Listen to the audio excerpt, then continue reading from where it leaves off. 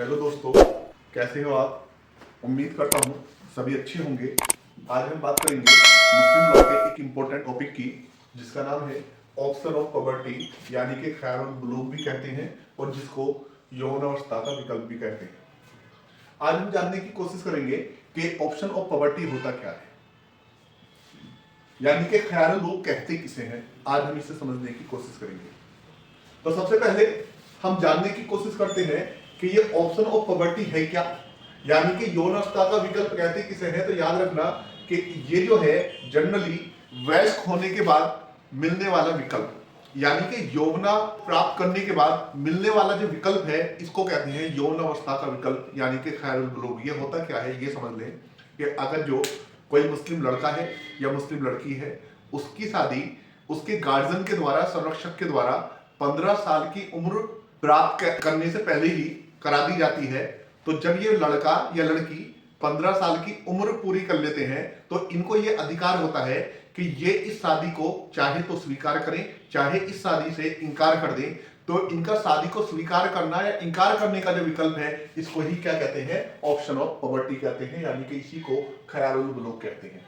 यानी कि जब कोई भी लड़का या लड़की जिसकी शादी उसके संरक्षक के द्वारा 15 साल की उम्र को प्राप्त करने से पहले ही करा दी जाती है, तो अब इस लड़के को अधिकार है कि ये जो चाहे तो इस शादी को ये कंटिन्यू करें, चाहे इस शादी को ये जो है डिनाई कर दें। और ये जो स्वीकार या अस्वीकार करने का जो ये अधिकार है, ये बना रहता है 15 से 18 साल तक। 15 से 18 साल तक ये अधिकार बना रहता है कि इन्हें राइट्स है दोनों को कि ये जो है इस टाइम पीरियड में इस शादी को डिनाई कर सकते हैं, इस शादी को कंटिन्यू कर सकते हैं। लेकिन याद रखना कि अगर जो 15 साल की उम्र पूरी करने पर विवाह का कोई भी पक्षकार, यानी कि लड़का या लड़की, इस शादी को कंटिन्यू रखते हैं, इसके लिए अपनी स्वीकृति दे देते हैं, तो ये शादी जिस दिन से उसके गार्जियन ने कराई थी उस दिन से ही ये वैलिड होती है, वैध होती है। और अगर जो 15 साल की उम्र पूरी करने पर ये लड़का या लड़की इस शादी को अस्वीकार कर देते हैं, तो जिस दिन से ये शादी उसके गार्जियन ने कराई थी उसी दिन से जो है ये शादी क्या हो जाती है? वॉइड हो जाती है, शून्य हो जाती है।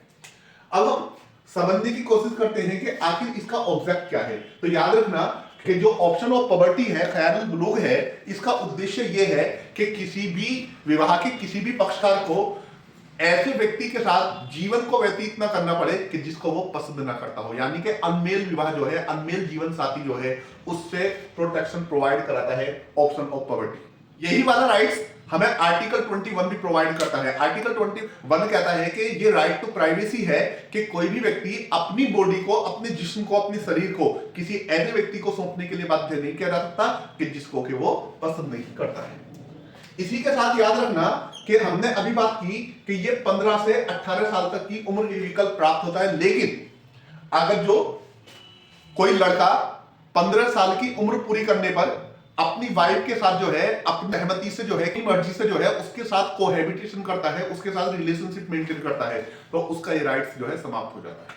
अब उसको ऑप्शन ऑफ पॉवर्टी नहीं मिलेगा। यानी कि मैं फिर एक बार बता रहा हूं कि अगर जो कोई लड़का 15 वर्ष की आयु पूरी करने के बाद अपनी वाइफ के साथ कोहैबिटेशन करता है, उसके साथ जो है शारीरिक संबंध बनाता है, तो अब उसका ये राइट्स जो है खत्म हो जाता है। अब उसके पास जो है ऑप्शन ऑफ पॉवर्टी नहीं होगा। लेकिन वहीं दूसरी तरफ अगर जो हम बात करें लड़की की दशा में, तो उसके लिए यह है कि चाहे 15 साल के बाद उसके साथ कोहैबिटेशन हुआ हो या कोहैबिटेशन ना हुआ हो, चाहे कोहैबिटेशन उसकी कंसेंट के साथ हुआ हो या विदाउट कंसेंट के साथ हुआ हो, तो भी ये जो है लड़की का जो है राइट्स 18 साल तक बना रहता है कि वो जो चाहे इस शादी को जो है डिनाई कर सकती है, इस शादी से इनकार कर सकती है। लेकिन यहीं पर कुछ मुस्लिम जुरिस्ट का कहना है कि अगर जो लड़की अपनी मर्जी से अपने हस्बैंड के साथ जो है कोहैबिटेशन करती है, तो उसका ये राइट्स जो है खत्म हो जाना चाहिए। लेकिन याद रखना, अगर जो ऑप्शन ऑफ पॉवर्टी के आधार पर शादी विवाह का कोई भी पक्षकार इस शादी को खत्म करना चाहता है, तो उसके लिए जुडिशियल कंफर्मेशन जरूरी है, यानी कि न्यायिक संपुष्टि जरूरी है, उसकी न्यायालय से संपुष्टि जो है